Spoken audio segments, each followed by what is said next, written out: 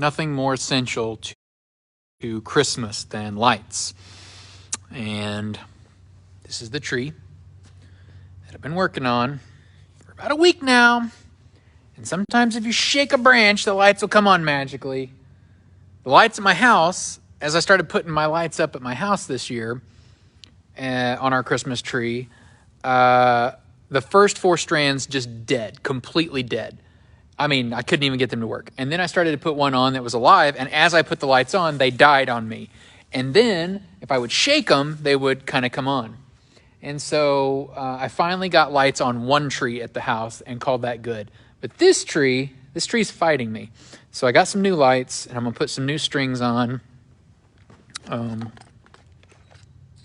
Boxes of lights, 2 boxes, 200 more lights are going to go on this tree, and we are going to have Christmas lights for this Sunday because it's here. I mean, it's December. We have to have Christmas lights.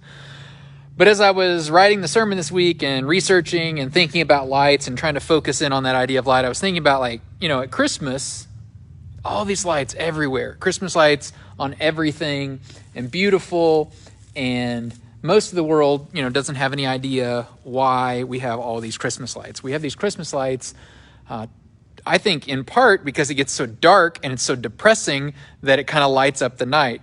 But even though the secular world doesn't know the reason for the lights, we get to use these lights as a way to illustrate the light of Jesus. And so that's what we'll be doing in this new series called Light of the World, the next 3 weeks. We're going to talk about what light does. And the first thing light does is illuminate. That's the easy one, right? So this Sunday's rather simple. But it's kind of complex still because what darkness and how does it illuminate, and how does Jesus kind of tell us that he's the light? That's a very clear lesson that he teaches himself. He uses that language, I'm the light of the world. So there is something to lights. There's something to candles, the Advent candles that we light over there. And then Josh has been working on all kinds of light stuff. Here, let me show you a little bit of that. Josh, the big ladder is out still, and you can see that. And we've taken lights that were up here, some of the big movers on that back row, and they are now on the floor. And so they're going to do some cool stuff there. And then there's a couple, you can't see them because it's really dark back there, but there's a couple of lights back there that kind of going to shine forward. And then we got a Christmas tree on the stage, a big one.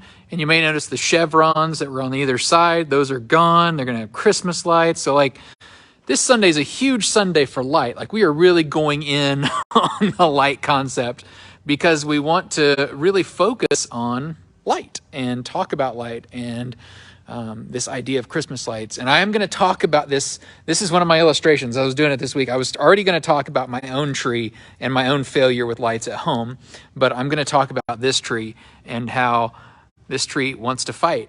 And if it wants to fight, that's fine. I'm willing to fight with the tree. I'm willing to put lights on the tree. So this tree will be lit on Sunday, and it's going to be wonderful. But we're going to talk over the next 3 weeks about Jesus as the light of the world. And each week, a different aspect of what light does. So week 1, light is illuminating. And we're going to talk about light as healing in week 2, and light as something that grows things as we think about what the sun does and things like that. So light over the next 3 weeks. Join us at Coffee Creek Church. This tree is going to be lit Sunday when you walk in. Now, the snow machine won't be going this week. That's next Sunday for pajamas and pancakes. But this week, this tree is going to be lit. We'll see you Sunday.